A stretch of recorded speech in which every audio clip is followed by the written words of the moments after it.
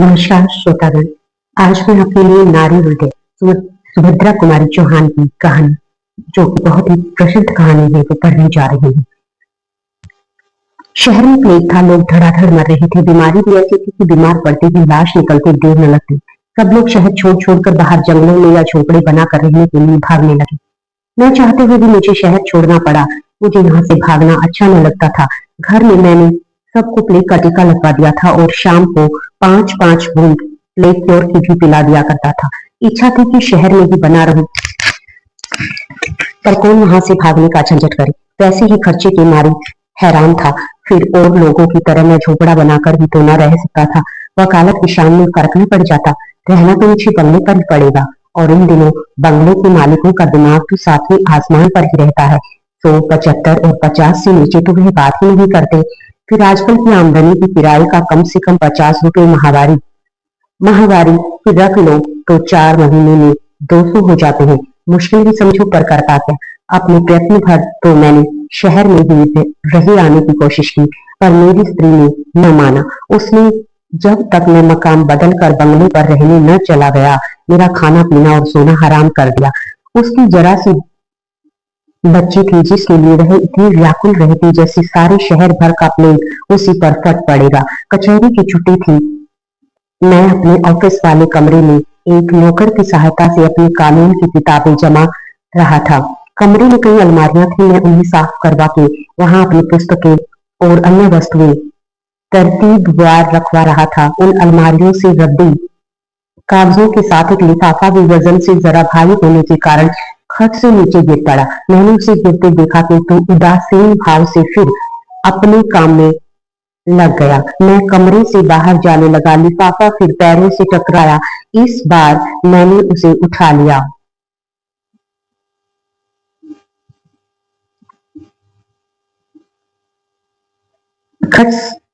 मैंने उसे गिरते देखा, किंतु उदासीन भाव से फिर अपने काम में लग गया। मैं कमरे से बाहर जाने लगा। लिफाफा फिर पैरों से टकराया। इस बार मैंने उसे उठा लिया। उठाकर देखा तो उस पर किसी का पता तो न था, पर वह मजबूत डोर से कसकर बांधा गया था और मैंने जेब में रख लिया। दिन भर कार्य की अधिकता के कारण मुझे उसकी याद ही न रही। शाम को जब मैं भोजन करके लौटा तो कर्म कर्म से दिन भर की घटनाओं पर विचार करने लगा। एकाएक मुझे उस लिफाफे की याद आ गई।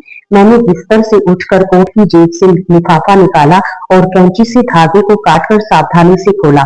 देखा तो उसमें किसी स्त्री के लिए लिखे हुए कुछ पत्र थे। उत्सुकता और बढ़ी। मैंने पत्रों की तारीख वार पढ़ना प्रारंभ किया। पहला पत्र इस प्रकार था। शांति सरोवर, 1/9/1931। मेरे देवता, मुझे मालूम है कि आप मुझसे नाराज हैं, थोड़ा ही नहीं बहुत अधिक। यहाँ तक कि आप 2 अक्षर लिखकर अपना कुशल समाचार देना भी उचित नहीं समझते। आपकी इस नाराजगी का कारण भी मुझसे छिपा नहीं है। मैं ही जानती हूँ कि किन परिस्थितियों में पढ़कर मैं आपकी आज्ञा का उल्लंघन कर रही हूँ। यदि आप मेरे स्थान पर होते तो आप भी वही करते जो मैं करती हूँ। अंत में मैं आपसे यही निवेदन करती हूँ कि आप मुझसे नाराज न हो। अपने कुशल समाचार का पत्र भेजकर अनुग्रहित करें। आपकी भी प्रमिला। पत्र 2। शांति सरोवर, 10/9/1931। मेरी सर्वस्व। उस दिन पत्र भेजकर कई दिनों तक उत्तर की प्रतीक्षा करती रही, किंतु आज तक आपका पत्र नहीं मिला। उत्सुक नेत्रों से रोज पोस्टमैन की राह देखती हूँ। वह आता है और मेरे दरवाजे की तरफ बिना मुड़े ही चला जाता है। सबके पास चिट्ठियां आती हैं, परंतु मेरे पत्थर के देवता आप न पसीजे। आपके पत्र एक भी न आए। न जाने कितनी तरह के विचार आपके दिमाग में आते और जाते होंगे, और आप न जाने क्या क्या सोच रहे होंगे। कदाचित आप सोचते हो कि मैं बड़ी अकृतज्ञ, मूर्खा और अभिमानिनी हूँ। जिन लोगों ने मेरे साथ इतनी भलाई की, मुझे सर आंखों पर रखा, उन्हीं के साथ कृतघ्ना कर रही हूँ। यही है ना, किंतु मैं क्या करूँ। मैं परवश हूँ। पत्र में कुछ लिख नहीं सकती। यदि आप कभी मुझसे मिलने का कष्ट करेंगे, आपके चरणों में दर्शन का सौभाग्य देंगे, अपने चरणों में दर्शन का सौभाग्य देंगे, तब मैं आपके चरणों पर सर रखकर आपको समझा दूंगी। आपको बतला दूंगी कि मैं अपराधिनी नहीं हूँ। तब आप जान सकेंगे कि मैं कितनी विवश और कितनी निरुपाय हूँ। नाराज तो उसी से हुआ जाता है जहाँ जो नाराजगी सह सके, किंतु आप नाराज हैं मुझसे, जो न जाने कितने मीलों की दूरी पर है। जो हर प्रकार से विवश है, जिसे आपके छूने तक का अधिकार नहीं, जो केवल आपकी कृपा दृष्टि की भिखारी हो।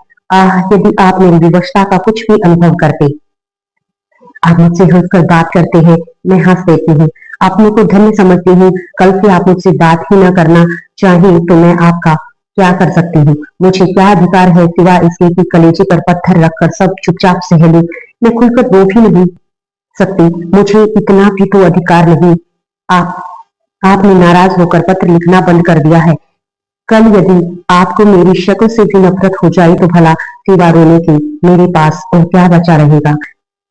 मुझ सरीखी तो आपके घर 4 दासियां होंगी, किंतु मेरा दुनिया में कौन है? मैं तो घर बाहर की ठकुराई हुई अभागिनी अबला हूँ। आपने दया करके मुझे सम्मान, आदर और अपने हृदय में आश्रय दिया है। इसे इस निर्दयता से न छोड़िए। एक बार मुझसे मिल लीजिए। इसके बाद आपकी जैसी आपकी धारणा हो वैसा कीजिए। आप मुझे जिस दंड की अधिकारिणी समझेंगे, मैं उसे सहने के लिए तैयार हूँ। आप मुझे अपने चरणों से दूर कर देंगे तो भी मैं आपकी ही रहूंगी। समाज की आंखों में नहीं, अपनी और परमात्मा की आंखों में। आप मुझे भले ही अपनी न समझे, परंतु मैं तो आजीवन आपको देवता की तरह पूजती रहूंगी। मेरा अटल विश्वास है कि आप सबके होने के बाद थोड़े से मेरे भी हैं। कभी साल 6 महीने में मिनट 2 मिनट के लिए सही, मुझे भी अपने चरणों की सेवा करने का अधिकार है। उत्तर की प्रतीक्षा में अभागिन प्रमिला। पत्र 3। शांति सरोवर, शांति सरोवर, 30/9/1931। मेरे स्वामी, यह तो हो ही नहीं सकता कि मेरे पत्र आपको मिलते ही न हो। क्षण भर के लिए यह मान लिया कि मेरे पत्र आपको मिले ही नहीं, फिर भी क्या एक कार्ड पर 2 शब्द लिखकर आप मेरे लिए पत्र भेजने का कारण न पूछ सकते हैं? ठीक, खैर, आप अपनी मनमानी कर लीजिए। मैं हूं भी इसी योग्य। कहा भी गया है, जैसा वेद वैसी पूजा। आपने मुझे ठुकरा कर मेरी अवहेलना करके उचित ही किया है। इसमें मैं आपको दोष कैसे दूं? जिसका जन्म ही अपमान, अवहेलना और अनादर सहने के लिए हुआ हो, वह उससे अधिक अच्छी वस्तु की आशा ही क्यों करे? अपने आप को भूल गई थी। आज मेरी आंखें खुल गई। मुझे अपनी ठाह मिल गई। मेरी समझ में आ गया कि मैं कहाँ हूँ। परमात्मा ने स्त्री जाति के हृदय में इतना विश्वास, इतनी कोमलता और इतना प्रेम शायद इसलिए भर दिया है कि वह पग पग पर ठुकराई जाए। जिस देवता के चरणों पर हम अपना सर्वस्व चढ़ा कर केवल उसकी कृपा दृष्टि की भिखारी बनती है, वही हमारी तरफ आंखें उठाकर देख लेने अपना अपमान समझता है।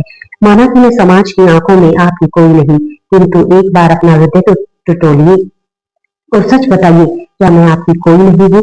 समाज के सामने अग्नि को साक्षी देकर हम विवाह के सूत्र में अवश्य नहीं बंधे, किंतु शिवाजी की मूर्ति के सामने भगवान शंकर को साक्षी बनाकर क्या आपने मुझे नहीं अपनाया था?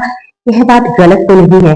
मैं जानती हूँ कि आप यदि मुझसे बिल्कुल न बोलना चाहिए, तब भी मैं आपका कुछ नहीं कर सकती। यदि किसी से कुछ कहने भी जाऊं तो सिवा अपमान और तिरस्कार के मुझे क्या मिलेगा? आपको तो कोई कुछ भी न कहेगा। आप फिर भी समाज में सिर ऊंचा करके बैठ सकेंगे, किंतु मेरे लिए कौन सा स्थान रहेगा? अभी रूखा सूखा टुकड़ा खाकर जहां रात को सो रहती हूँ, फिर वहां से भी ठोकर मारकर निकाल दी जाऊंगी और उसके बाद गली गली की भिखारिन बन जाऊंगी। अतिरिक्त मेरे पास दूसरा क्या साधन बचेगा? संभव है आप मुझे दुराचारणी या पापिन समझते हो और इसीलिए बहुत सोच विचार के बाद आपने मुझसे संबंध त्याग में ही कुशलता समझी होगी और पत्र लिखना बंद कर दिया हो। खैर, आप मुझे कुछ भी समझे, परमात्मा ऊपर से देखता है कि मैं क्या हूँ, दुराचारिणी हूँ या नहीं, पापिन हूँ या क्या, इसका साक्षी तो ईश्वर ही है। मैं अपने मुंह से अपनी सफाई क्या दूं? अब केवल यही प्रार्थना है कि मुझे क्षमा करें, मेरी त्रुटियों पर ध्यान न दे। आप कृपा कर मेरे पत्र का उत्तर भी न दे, क्योंकि अब आपका पत्र पढ़ने के लिए शायद मैं संसार में भी न रहूं। अभागिन प्रमिला। पत्र पढ़कर मैंने एक ठंडी सांस ली और करवट बदली। देखा, न जाने कब से मेरी स्त्री सुशीला मेरे सिरहाने खड़ी है। मुझे देखते ही वह भागी। मैंने दौड़कर उसकी धोती पकड़ ली और उसे पलंग तक खींच लाया। उसे जबरन पलंग पर बैठाकर मैंने पूछा, तुम भागी क्यों जा रही थी? तुम बड़े कठोर हो। उसने मुंह फेरे फेरे उत्तर दिया। क्यों? मैंने उसके मुंह अपनी तारीफ फेरते हुए पूछा, मैं कठोर हूँ?